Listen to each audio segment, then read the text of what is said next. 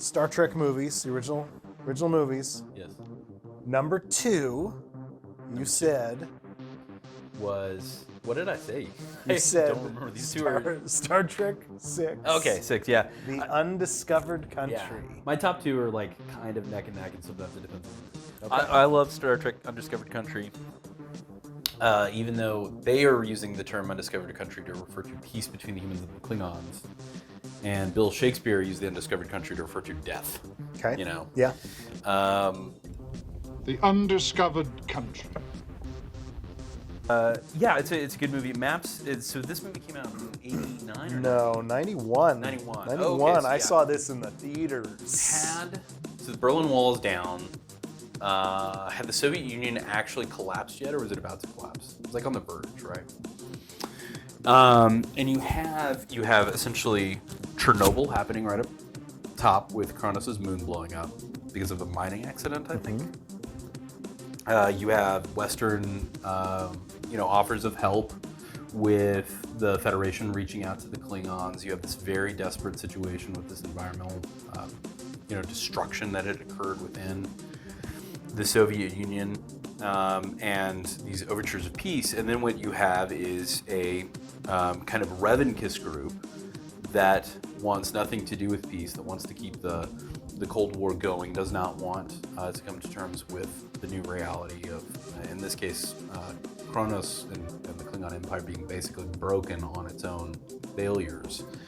And you had that sentiment within the Soviet Union, and that's a big part of what the Soviet kind of experience was in 1990, 1991, as you start to get the republics breaking off, Lithuania, Estonia, Latvia, eventually Ukraine, and some of the other bigger parts of the Soviet Union breaking off from the Soviet Union.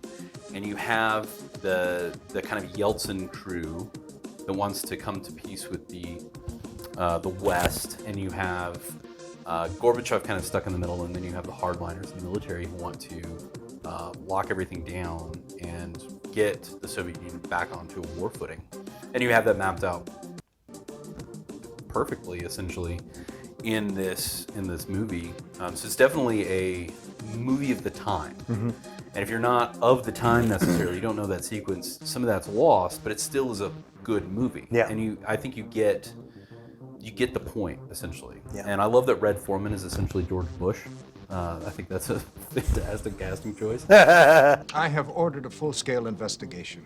But yeah, it's a good movie. There's a lot of political intrigue. It's maybe the most political of the Star Trek movies in the sense that you have this kind of geopolitical thing happening, with a lot of intrigue and spy action, and who's actually at fault here, who did the secret thing. So I Cold War movie through and through, and I love that. When rewatching these movies, I enjoyed this one the most, rewatching it, because I hadn't seen it for a while. Yeah. And I was tempted to put it number 1, but for me it's number 3. You were incompetent. You were incompetent! And rewatching it, I think the thing that stood out most to me was it feels different than all the other Star Trek movies, whereas, I mean, they all feel different, right? Like, each of the Star Trek movies feels different, but this Star Trek movie, after 5, where they attempted to sort of put 1 through 4 together, they were like, no, we gotta do something different again. Right. What have we not really done? This is a very suspenseful movie. Yeah. In a way that the Star Trek movies aren't. Right. This movie has that intrigue. It has a mystery. Mm-hmm. It's a whodunit. Yep. It's got a lot of gore. Yeah, it does. I mean, it's kind of bad CGI gore, but it's gore, which is first for Star Trek. Yeah. And I don't think anything surpassed that, unless you count the Borg, maybe, until the Gorn in Strange New Worlds, which was pretty gory. It does. I mean, I remember watching this movie as a kid for the first time and being a little bit shocked, like, oh my gosh, there's blood everywhere. There's a lot of pink bubblegum blood. Yeah. Is it pink bubblegum blood because it's Klingon blood, or because of the technology Mm-hmm. at the time when they made the movie? Okay. No, it was Klingon blood. But no, it's great. I love the spoilers. Cartwright, just a minute. I did not fire. You cannot prove anything. I love that. Like, it turns out that Kim Cattrall and the admiral, who had been a character throughout the last couple of movies. Yeah, he right? was in 4. Right. So he's like somebody you know, and you ostensibly might even trust because he's been previously in the franchise, but he's actually the mastermind of the plot, along with one of the Klingons and Kim Cattrall. Yes. So it's really fascinating. Kind of keeps you on your toes. You still don't know who to trust, even in definitely in the prison, you don't know who to trust. And that's mapped out too with the 2 Kirks. Right. Where which one's the real Kirk? Right? Yeah. There's just mistrust everywhere. The situation on the ground in the world at the time that this movie came out was definitely impactful on the plot. And, I think it works. I think the most important thing to talk about with this movie is Christopher Plummer. Oh yeah. I think Christopher Plummer as Chang is such a wonderful role, and he really owns it. The game's afoot, huh? I don't know that anybody has that caliber. You've got the original series cast mostly is running these movies, and you might bring in somebody else, but nobody can really be above Kirk or Spock or This officer's record shows him to be an insubordinate, unprincipled, career-minded opportunist with a history of violating the chain of command whenever it suited him. Every decision that he makes is perfect. Yeah, he nails that role. I love when they're just having a conversation. The Klingons, they're talking about what they're gonna do, and you don't even see that he's in the room. Your father was killed for what he wanted. He's very calculating. He's very reserved. He doesn't blow up. Well, he does blow up. But he doesn't. He physically blows up. He doesn't grab doesn't anybody and throw them over a blow up, console or right. something. You're right. Yeah. He's very controlled and has a lot of composure, and it makes him an intriguing villain in that sense. Like he's smart. He's smart. And the last time you've interacted with a villain this smart is probably Khan. Let us sit upon the ground and tell sad stories of the death of kings. Tell us your sad story, Kirk. Tell us that you plan to take revenge for the death of your son. There's such an irony to this character, because you've got Kirk, who says that he hates Klingons, right? Like he says it. I've never trusted Klingons.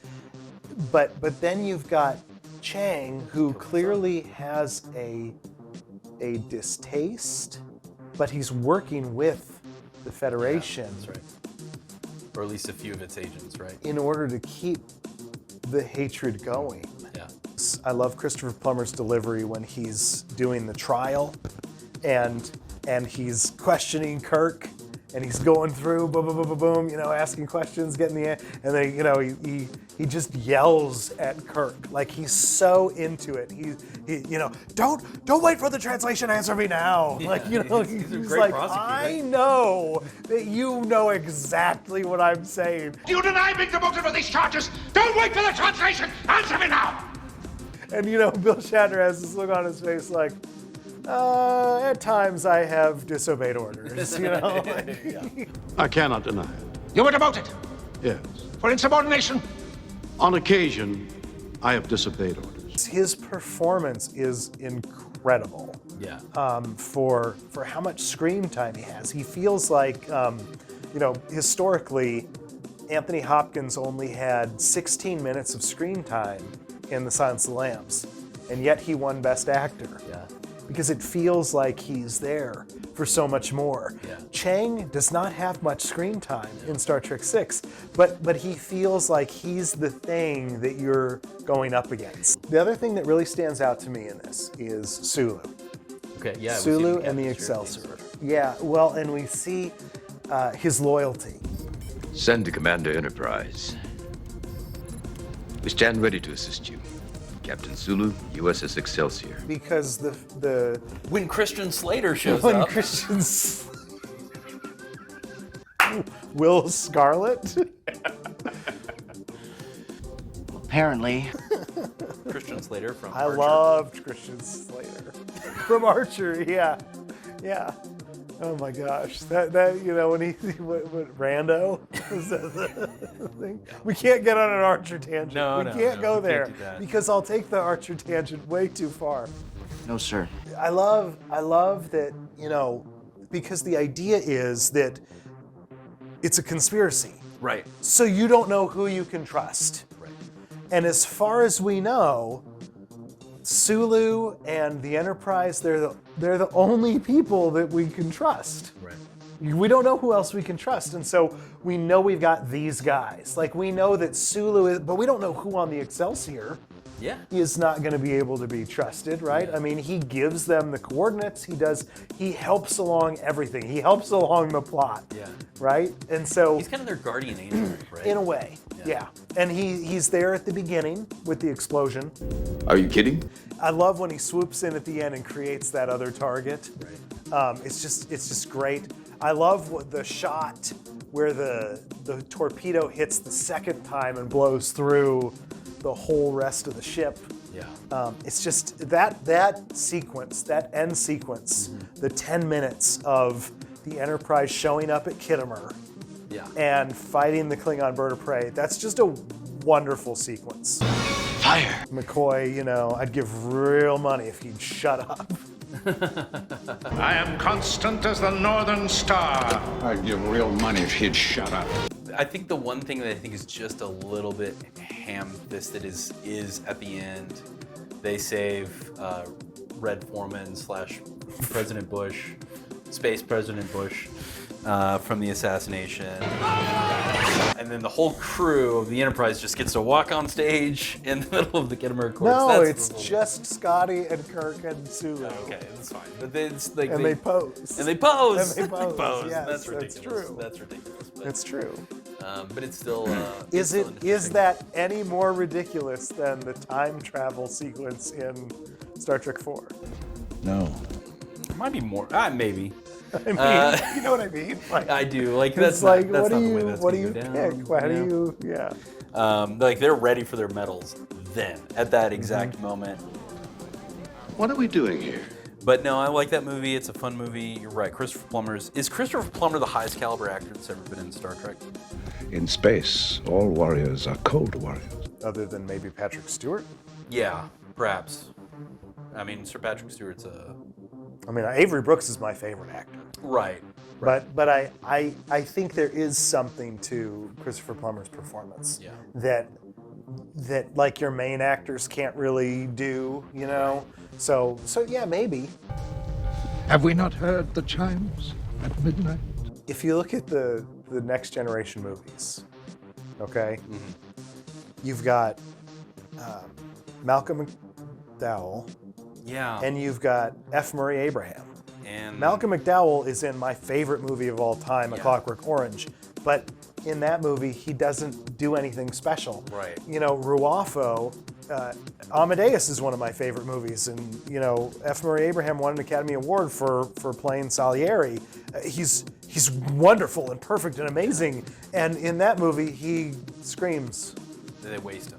Yeah, well, and that's the thing is that oftentimes when you bring in a high caliber person, Are those your words? Those words were spoken by me.